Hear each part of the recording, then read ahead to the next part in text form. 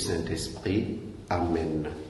De l'Évangile de Jésus-Christ selon saint Matthieu, au chapitre 4, au verset 18 à 22. En ce temps-là, comme Jésus marchait le long de la mer de Galilée, il vit deux frères, Simon appelé Pierre et son frère André, qui jetaient leurs filets dans la mer, car c'étaient des pêcheurs. Jésus leur dit: « Venez à ma suite, et je vous ferai pêcheurs d'hommes. » Aussitôt, laissant leurs filets, ils le suivirent. De là, il avança et il vit deux autres frères, Jacques, fils de Zébédée, et son frère Jean, qui étaient dans la barque avec leur père, en train de réparer leurs filets. Il les appela. Aussitôt, laissant leur barque et leur père, ils le suivirent. Ainsi, je vous le dis, il y a de la joie devant les anges de Dieu pour un seul pécheur qui se convertit. Acclamons la parole de Dieu. Louange à toi, Seigneur Jésus. Bien-aimés dans le Seigneur, en ce lundi 30 novembre, nous faisons la fête de Saint André, apôtre.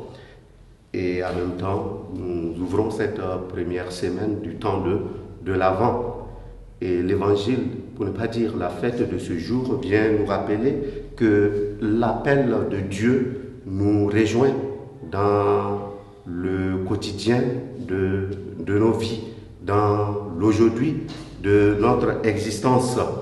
Et c'est dans la simplicité de cette existence-là que Dieu nous appelle, que Dieu nous invite et Dieu vient à notre rencontre.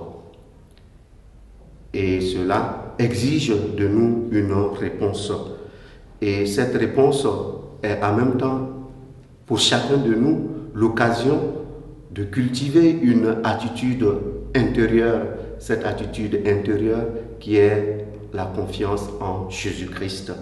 Pourquoi? Parce que l'appel de Dieu nous invite à faire l'expérience de ce qu'on pourrait appeler l'inconnu. Quand Dieu nous appelle, il nous appelle justement à l'inconnu. Cet inconnu qui exige que chacun puisse se détacher de lui-même pour se mettre à la suite du Christ.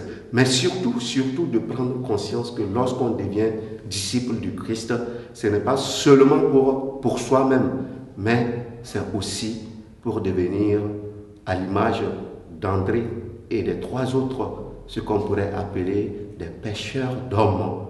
Autrement dit, nous sommes invités en tant que chrétiens à devenir ceux-là qui ont le souci des autres.